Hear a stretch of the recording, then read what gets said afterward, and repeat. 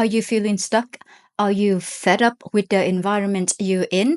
You want growth, you want to change, but your family wants you to stay, have a stable job, get married, save up, buy a house, just like they did, or their parents did, or their parents' parents did. Hi everyone, I'm Leo. Welcome and welcome back to my channel. This is where we turn strategy tools into real life clarity so that you can lead yourself forward and grow personally and professionally. Now, back to that pressure to stay or to go. The world we are living today is not the same as it was 20 years ago, or even 5 or 10. We're facing housing crisis across Europe, and depending on where you're from, there are challenges that young people like us have to deal with that our parents simply didn't. And it feels almost impossible to get our families to see our perspective. Also, probably some friends around you don't like the idea of you moving somewhere else either. Well, of course they don't because they love you. They are going to miss you so much if you are going to change to another city or another country. But I'm gonna let you in on a little secret. The person who's probably holding you back the most is you. You, your own fears, fear of uncertainty, fear of failures. But deep down, you know, you know something has to change. You just don't know where to start. If this sounds like you, then this video is for you. Today, I want to show you one of the tools that helped me time and time again whenever I felt stuck. It's called scenario thinking or scenario planning. Stick around to the end because this method can help you answer this question. Should I stay or should I go? And if I go, where? So, what is scenario planning or what is scenario thinking? Think of it like a game of what if. What if I do this? What if I do that? What's the worst that could happen? What's the best? So, let's go to this game together, shall we? So, the first scenario, what if you stay exactly where you are right now? Worst case scenario, nothing changes. You do the same job, wake up at the same time, you stop learning, stop growing, eventually you burn out, and slowly you start to feel like that old Motorola phone that nobody uses anymore. You follow the social norm, like save up, get married, pop out a few kids, and just keep going. By the way, I am not anti marriage or tradition. If that life lights you up, go for it. Just make sure that it's truly your dream and not somebody else's. And what is the best case scenario? Maybe you really enjoy your job. Maybe you get promoted. Maybe things feels more stable. But does it excite you or are you just surviving? Here's another scenario. What if I move to another city or another country even? Maybe you're from Spain because I am living in Spain at the moment, so that's why I use Spain as an example. Or maybe you could be from another EU country, and as an EU citizen, you can technically live and work anywhere else. You speak Spanish, maybe English, maybe even a third or fourth language. So you got options. So what if you explore all of them? And ask yourself again, what's the worst that could happen? What's the best? And based on that, you can start to figure out where you want to go. So here's another scenario. What if you leave Europe altogether? Maybe nothing in Europe feels new to you anymore. You want a full reset, a deeper change. What if you move to a whole new continent like Asia, say Vietnam? I say Vietnam because it's where I'm from. I know the energy, I know the culture and the contrast. And maybe that's the kind of challenge you're craving for, the extreme contrast, just like me. Those are the three scenarios that I come up with for you as examples, but feel free to explore one or two more options. Depends on your circumstances and your research. But keep in mind, like try to keep the maximum four options so you don't overcomplicate things. Now that you've seen the possibilities, pay attention to your emotional response to each scenario. Do you feel excited? Do you feel scared? Do you feel curious? Which scenario is pulling you the most? In my experience, curiosity has always been my guide. I always wonder what would it be like to live there, to study this, to try that? And that one questions, what if, has taken me across countries, from Vietnam to the UK and now Spain. So I want to ask you, which scenario sparks the most curiosity in you? But hang on for a second. Let's be real for a moment. What about the money? What about the visa? How about the job market? What if the language barriers slow you down?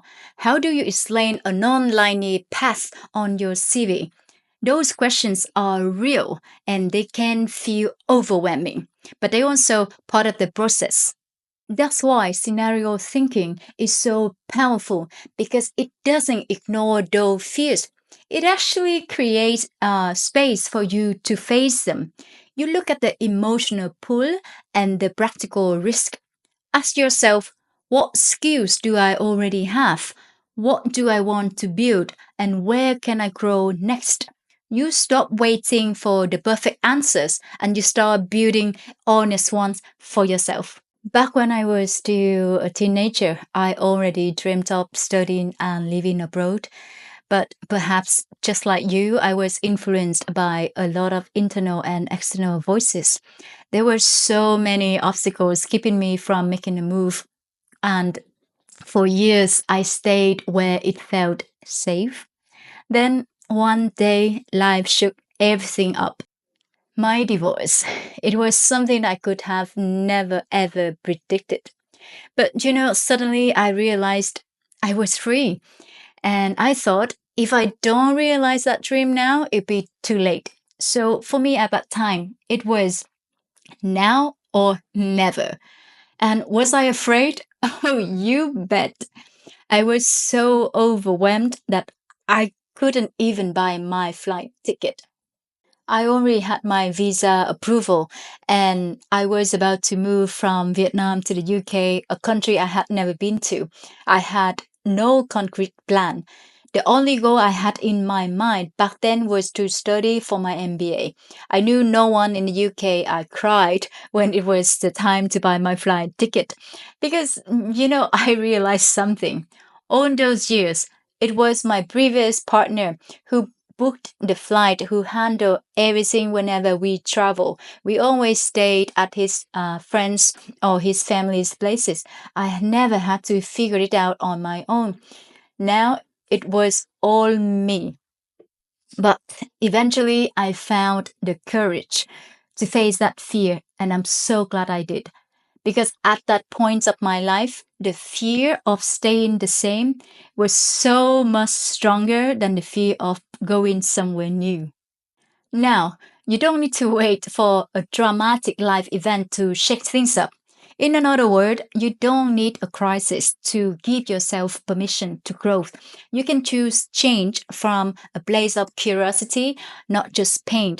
That's why we are doing the scenario thinking together so you can explore options before life forces you to do so.